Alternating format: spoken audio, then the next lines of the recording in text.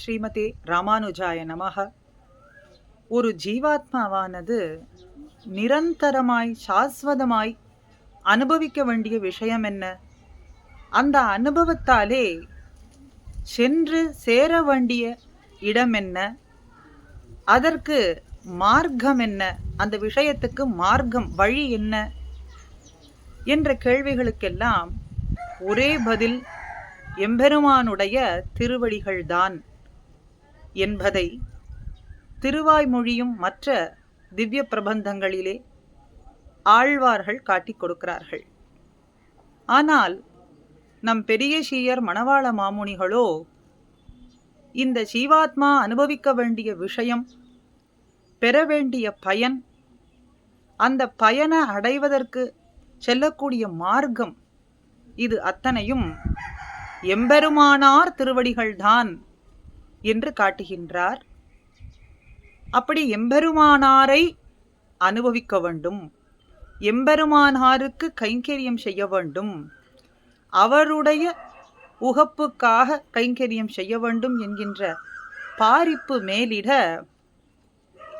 விபவமாய் எழுந்தருளியிருக்கும் எம்பெருமானாரை எங்கே சென்று அடையலாம்? வைகுண்டத்திலே எழுந்தருளியிருக்கிற எம்பெருமானாரிடத்திலே சென்று அடைய வேண்டும் என்கின்ற தன்னுடைய பாரிப்பை, ஆர்த்தியை ஆர்த்தி பிரபந்தம் என்கின்ற அற்புதமான கிரந்தத்தில் காட்டுகின்றார். ஆக எம்பெருமானாருக்கு கைங்கரியம் செய்ய வேண்டும் என்று சொன்னால் வைகுண்ட யாத்திரை மூலமாக சென்று எம்பெருமானார் திருவடிகளை அடைய வேண்டும் என்று தெரிகின்றது. சரி, எப்படி செல்வது? அந்த வைகுண்ட யாத்திரையை எப்படி மேற்கொள்வது? அந்த மார்க்கம் என்ன? அந்த மார்க்கத்திலே சென்று நாம் எம்பெருமானாருடைய திருவடிகளை பற்றி பெறப்போகும் கைங்கரியம் என்ன என்பதை அற்புதமாக ஆர்த்தி பிரபந்த பாசுரங்களிலே காட்டுகின்றார். போம் வழியை தருமென்னும் இன்பமெல்லாம் புசித்து வழிபோய் அமுத விரச யாற்றில் நான் மூழ்கி மலமற்று தெளிவிசும்பை நன்னி நலந்திகள் மேனிதன்னை பெத்துன்னு அற்புதமான ஒரு பாசுரத்திலே வைகுண்ட யாத்திரை, இந்த ஆத்மாவானது மேற்கொள்ளப் போகும் வைகுண்ட யாத்திரையை காட்டி பெறப்போகும் பயனையும் காட்டுகின்றார்.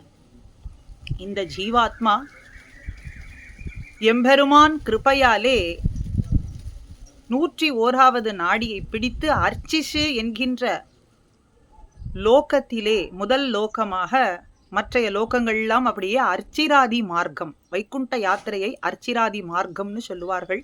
அர்ச்சிசு முதலான லோகங்கள், சுக்லபக்ஷம், சந்திர சூரியர்கள், இப்படி ஒவ்வொரு லோகங்களும் இந்த ஜீவாத்மாவானது கடந்து போக அந்தந்த லோகத்திலே இருக்கக்கூடிய ஆதிவாகிகர்கள், அந்தந்த லோகத்தை நிர்மாணம் செய்யக்கூடியவர்கள்லாம் இப்படிப்பட்ட ஒரு புண்ணிய ஆத்மா வைகுண்டத்துக்கு செல்கின்றதே என்று வந்து எதிர்கொண்டு அழைப்பார்கள். தங்களுடைய இல்லத்திற்கு வர வேண்டும், தங்களுடைய லோகத்துக்கு வந்து எழுந்தருள வேண்டும். அதுதான் போம் வழியை தரும் இன்பமெல்லாம், இந்த இன்பத்தை எல்லாம் இந்த ஜீவாத்மாவானது பெற்றுக்கொண்டு செல்கின்றது. எம்பெருமான பெற வேண்டி இருக்க, அதுவே நிரந்தரமான இன்பமா இருக்க, இந்த லோகத்துல இவர்கள் தரக்கூடிய சத்காரங்கள், உபசரிப்புகள்லாம் ஒரு இன்பமானா இன்பம்தான். ஏன்னா மற்றைய ஜீவாத்மாக்கள்லாம் இன்னும் இந்த சம்சாரத்திலேயே கிடந்து தவித்து கொண்டிருக்க, ஏன் அவர்களை காட்டிலும் இந்த பிரம்மாதி தேவர்கள்லாமும் கூட செல்வதற்கு அரிதா இருக்கக்கூடியதான இந்த அர்ச்சிராதி மார்க்கம் வழியாக இந்த மோக்ஷ ஆத்மா மோக்ஷத்தை நோக்கி செல்கின்றது என்கின்றதனாலே உகந்து தங்களுடைய லோகத்துக்கு எழுந்தருள வேண்டும் என்று பாரித்து அழைக்கின்றார்கள். அந்த இன்பங்களை எல்லாம் பெற்றுக்கொண்டு போம் வழியை தரும் இன்பமெல்லாம் வழி போய் இன்னும் செல்ல வேண்டி இருக்க, இந்த ஜீவாத்மா அங்கேயே அந்தந்த லோகங்களிலேயே தங்கி விடுகின்றாரான்னா ஆச்சாரியர்கள்லாம் வழிகாட்ட அந்த கிருப்பையாலே இந்த ஜீவாத்மா இன்னும் சென்று கொண்டிருக்கின்றது.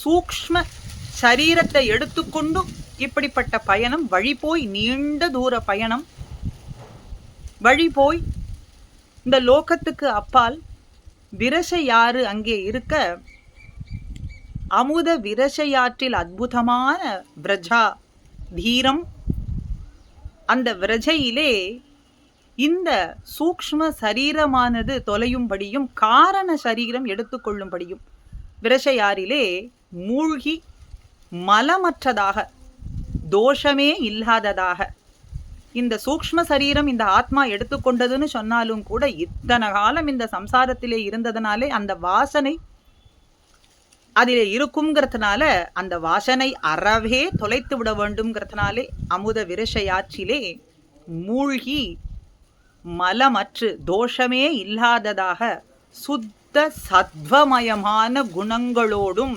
திருமேனியோடும் அழகே வடிவாக காரண சரீரத்தை எடுத்துக்கொண்டு அங்கே நமக்கு அப்படி விரசையாரிலே மூழ்கி திளைக்கும் பொழுது யார் நமக்கு உடன் வருவார்னா அமானுவன்.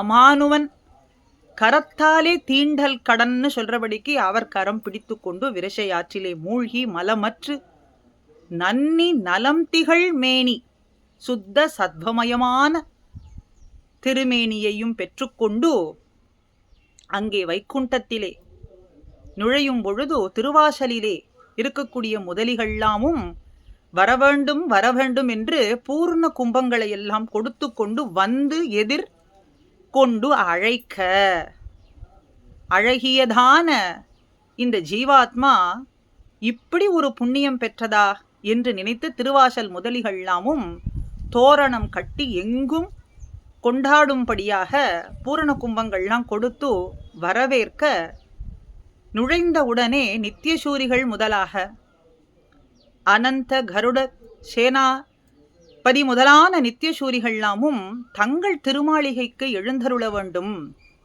இப்படிப்பட்ட முக்தாத்மா தங்களுடைய திருமாளிகைக்கு வந்து தரும் சத்காரங்களை எல்லாமும் ஏற்றுக்கொள்ள வேண்டும் என்று உபசரிப்போடு 500 அப்சர ஸ்திரீகள்லாமும் வந்து அலங்கரிப்ப, நன்னி நலந்திகள் மேனிதன்னை பெற்று இந்த ஸ்திரீகள்லாம் வந்து உபசாரம் கொடுக்க, 100 ஸ்திரீகள் அஞ்சனமை எழுத, 100 பேர் திருவாபரணங்களை எல்லாம் சாத்த, 100 பேர் மற்ற அலங்காரங்கள்லாம் இப்படி செய்ய 500 பேர். ஏன்னா இந்த ஆத்மா சாதாரணமான ஆத்மா இல்லை, எம்பெருமானை சென்று அடையக்கூடியவான ஆத்மா என்று மகிழ்ந்து இப்படிப்பட்ட அலங்காரங்களை எல்லாம் செய்து நித்தியசூரிகள்லாமும் கொண்டாடும்படியாக இருக்க, அங்கே ஆனந்தமயமான மண்டபத்து 1000 கால் மண்டபத்திலே அனந்தன் பணாமணிகள் ஒளியின் நடுவிலே அப்படி 5 தலை விரித்து ஆதிசேஷன் எழுந்தருளியிருக்க, எம்பெருமான் வலப்பக்கத்திலே ஸ்ரீதேவியும் இடப்பக்கத்திலே பூதேவி நீலாதேவியோடு எழுந்தருள, நடுவாக வீற்றிருக்கக்கூடிய நாரணனை அங்கே எம்பெருமான் எழுந்தருளியிருக்கான்.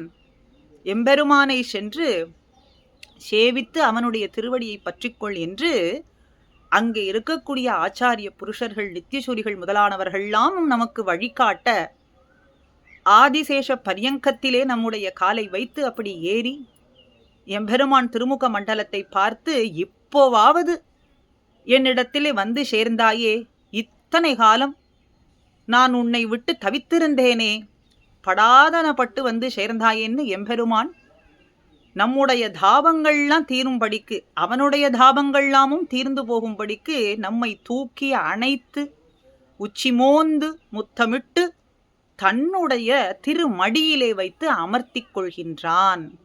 மாமலராள் மடியில் வைத்து உகக்கும், மாமலராள் கோன் திருமாமகள் கேள்வனான நாராயணன் எம்பெருமான் தன்னுடைய மடியில் வைத்து உகக்கும்படியான வாழ்வு. இந்த ஜீவாத்மா ஒவ்வொருத்தரும் ஆசைப்பட வேண்டிய வாழ்வு என்ன? அப்படிப்பட்ட வாழ்வே பெரிய சீயர் சொல்கின்ற இந்த திருமாமகள் கோன் நாராயணன் மடியில் வைத்து உகக்கும் வாழ்வுக்குன்னா ஆசைப்பட வேண்டும்.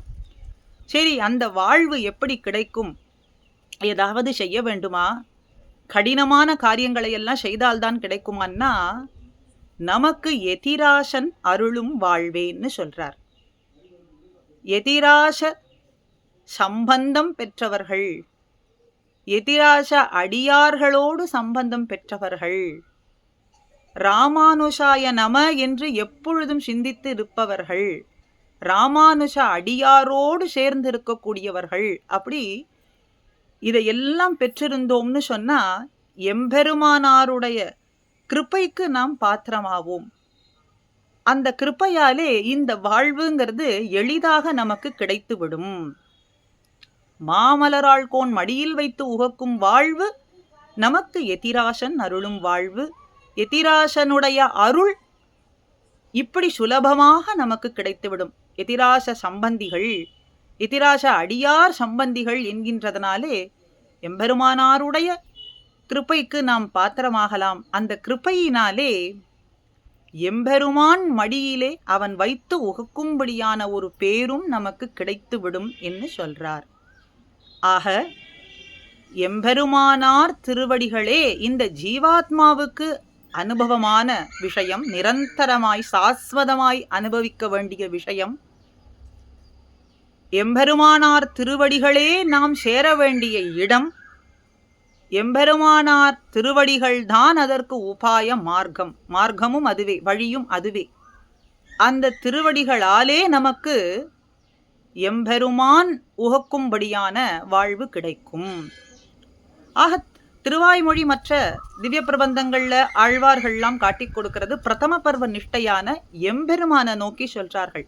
ஆனால் இங்கே மணவாள மாமுனியோ சரமமானது, இறுதியான வழி, உபாயம், எளிதான வழி, இறுதியான வழி ஆனாலும் எளிதான வழி என்பது ஆச்சாரிய சரம நிஷ்டை. ஆச்சாரியனிடத்தில் இருக்கக்கூடிய நிஷ்டையானது, எம்பெருமானாரிடத்தில் இருக்கக்கூடியதான ஒரு பக்தியானது. அப்படி எம்பெருமானாரிடத்தில் பக்தி கொண்டோம்னு சொன்னால் எம்பெருமானாருடைய கிருபைக்கு பாத்திரமாவோம். அந்த கிருபையாலே எம்பெருமான் உகக்கும்படியான வாழ்வு நமக்கு கிடைத்துவிடும் என்று காட்டுகின்றார். நாமும் நம்முடைய ஆச்சாரியன் திருவடிகள் மூலமாக பற்றி கொண்டு புருஷகாரமாக உத்தாரக ஆச்சாரியரான எதிராசர் திருவடிகளை நன்னும்படியான வாழ்வு நமக்கு கிடைக்க வேண்டும் என்று பிரார்த்திப்போமாக. ஸ்ரீமதே ராமானுஜாய நமஹா.